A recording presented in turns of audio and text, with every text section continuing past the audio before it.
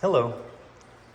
If you're like me, you like your rocks shiny and nearly flawless.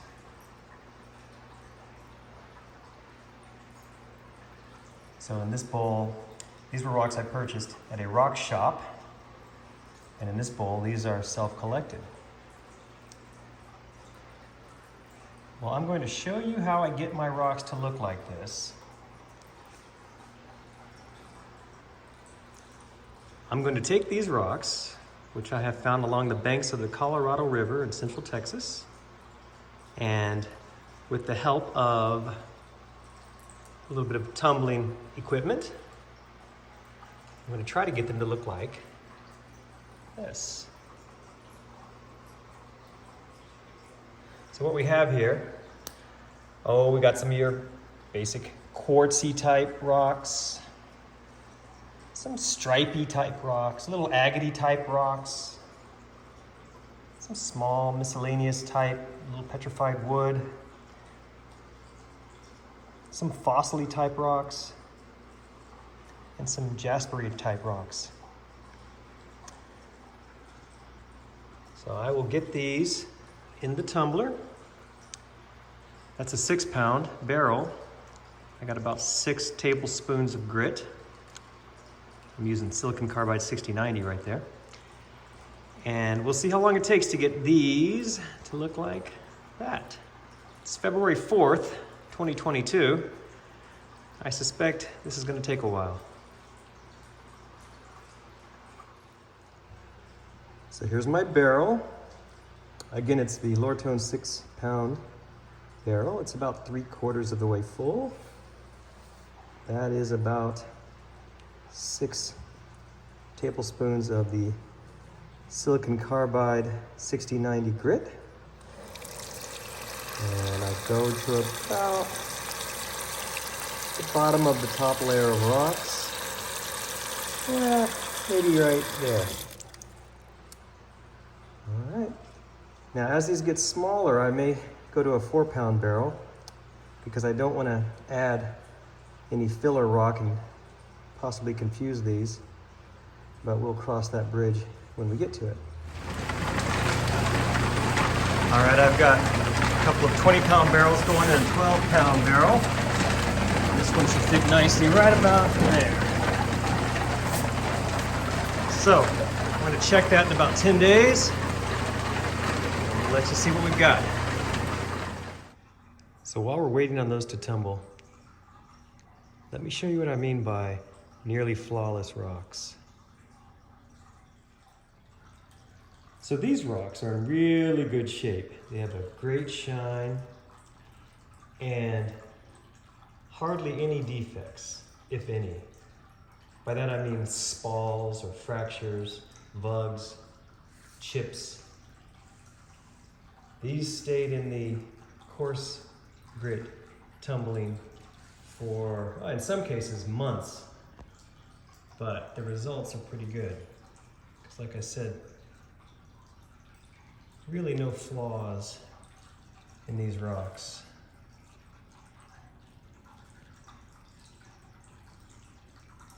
This is what I like to do. Now, I realize that many people prefer their rocks to have more of the natural cracks and grooves and crevices and bumps and whatnot. That's fine. But what I'm going for is this really, really, really smooth rock. Now, there are other rocks that no matter how hard I try, I cannot get perfect. So this piece of crazy lace here, you see has areas that undercut. Nothing I can do about that. This rock has some great features to it, and I just had to give up trying to make it perfect. There are a couple little imperfections, but I was willing to trade off the imperfections for this amazing finish that it ended up with. Others will have, like this amethyst, some spalling and some cracks in the tumbling process, or little agate has a big spall on it.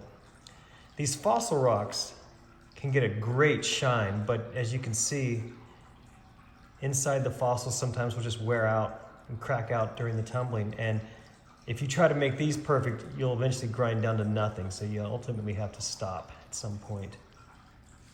With petrified wood, I don't mind a few imperfections. That's the shadow of my cat there. So yes, with petrified wood, I really don't have a big issue with the small imperfections because it is, of course, wood. So you'll see that grain feature in there. But ultimately, I'd like the rocks to look really perfect, if possible. And that's what we're going to go for with this batch that we've got going. Right, Rango. Okay, it's been 11 days. Let's see what the slurry looks like.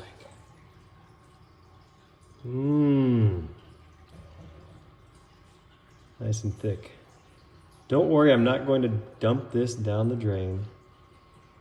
It's at this point I have to say the obligatory, never pour your slurry down the drain. I've got another solution for that. I just wanted to show you what the slurry looks like after 11 days of tumbling. So the solution I've come up with to do this indoors is to use this nifty little strainer. Let's see if I can do this here with one hand. I normally do this with two hands.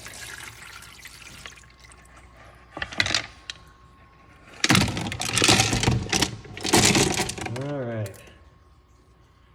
Okay. I'll get to the rest of that out later. You see, with this, I can rinse these off and then lift off this part here.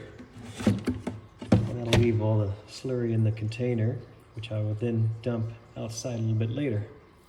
Now you see how I'm able to do a much better rinse once I've lifted the colander out of the container. So now I'm going to take each one of these and clean it off. Make sure there's no excess grit stuck anywhere. And then lay them out and we can take a look at them. So I've cleaned all the rocks off and I've laid them out. This next step is probably the most important thing. If you want to have perfect rocks, what I'm about to tell you may sound counterintuitive, but it's essential. You must let these rocks completely dry. I've already gotten any excess grit off them, so I'm not worried about that. Not only that, but once I get these things to where I want them as far as smoothness, there will be no place for excess grit to hide. So it's not even a huge deal that I clean them thoroughly, but it is important to let them completely dry so that I can look for those imperfections. Well, now that the rocks have had a chance to dry, let's see what we got here.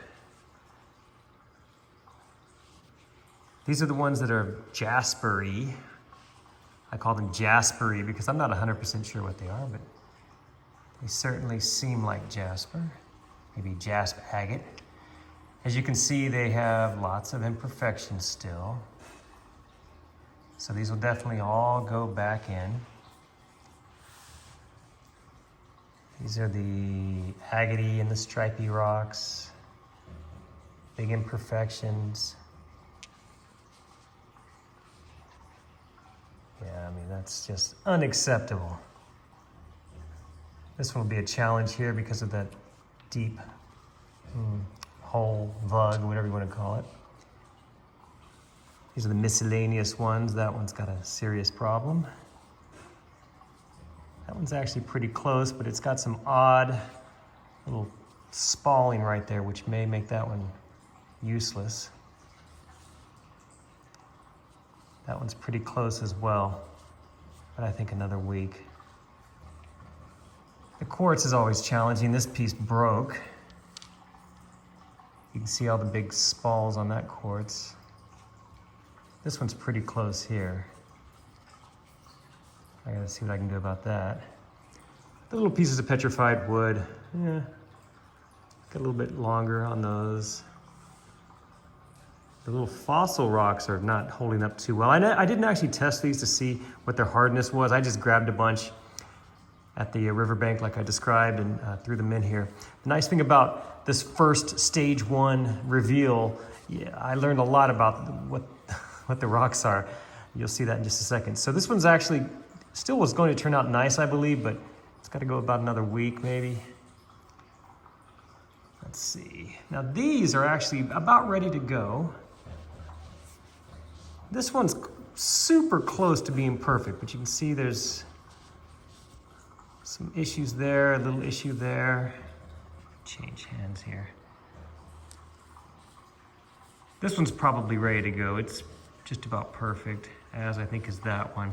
This one will probably not take a shine. It's a little too coarse, but we'll keep it going just to see. Here's some of the little tiny fossil rocks that have ground down to just about nothing. But these are actually good to go to the next stage. This one's not much to look at, but I'll go ahead and put it through. And I believe this one is also good to go. So what I'm gonna do is put these all back that need to go back and get it tumbling again. I won't make these each time. You'll get to see the end of the course stage. Whenever that is, I'll show you what's next. The nice thing is what's next, once these are done with their course stage and are the smoothness that I want, which could take many weeks, to get to the great shine only takes 8 days. And I'll show you those steps.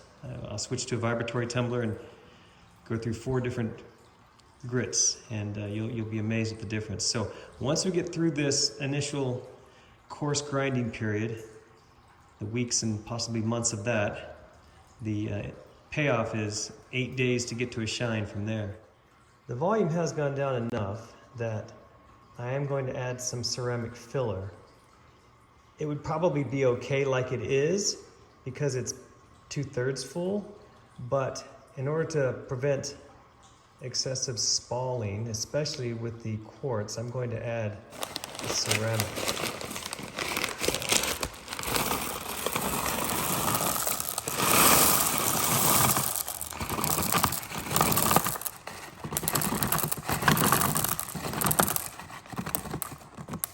So about like that.